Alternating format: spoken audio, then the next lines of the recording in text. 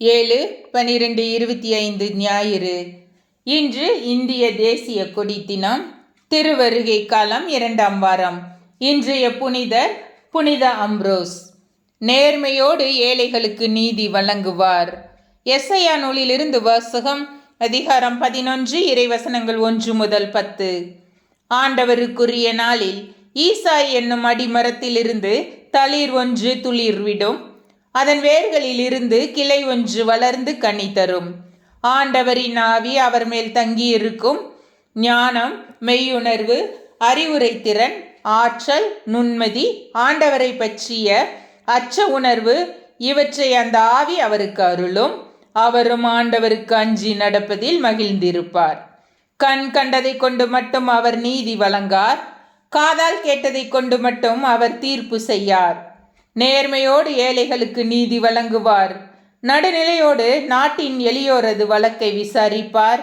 வார்த்தை என்னும் கோலினால் கொடியவரை அடிப்பார். உதட்டில் எழும் மூச்சினால் தீயோரை அழிப்பார். நேர்மை அவருக்கு அரைக்கச்சை, உண்மை அவருக்கு இடைக்கச்சை. அந்நாளில் ஓநாய் செம்மறியாட்டு குட்டியோடு தங்கியிருக்கும். அக்குட்டியோடு சிறுத்தை புலி படுத்துக்கொள்ளும். கன்றும் சிங்கக்குட்டியும் கொளுத்த காளையும் கூடி வாழும். பச்சிலம் குழந்தை அவற்றை நடத்தி செல்லும். பசுவும் கரடியும் ஒன்றாய் மேயும்.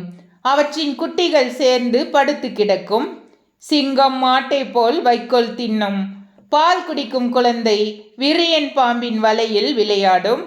பால் குடி மறந்த பிள்ளை கட்டுவிரியன் வலையினுள் தன் கையை விடும். என் திருமலை முழுவதிலும் தீமை செய்வார் எவருமில்லை. கேடு விளைவிப்பவர் யாருமில்லை. ஏனெனில் கடல் தண்ணீரால் நிறைந்திருக்கிறது போல மண்ணுலகம் ஆண்டவராம் என்னை பற்றிய அறிவால் நிறைந்திருக்கும். அந்நாளில் மக்களினங்களுக்கு சின்னமாய் விளங்கும் ஈசாயின் வேரை பிற இனத்தார் தேடி வருவார்கள். அவர் இளைப்பாறும் இடம் மாட்சி நிறைந்ததாய் இருக்கும். ஆண்டவரின் அருள் வாக்கு. இறைவா உமக்கு நன்றி.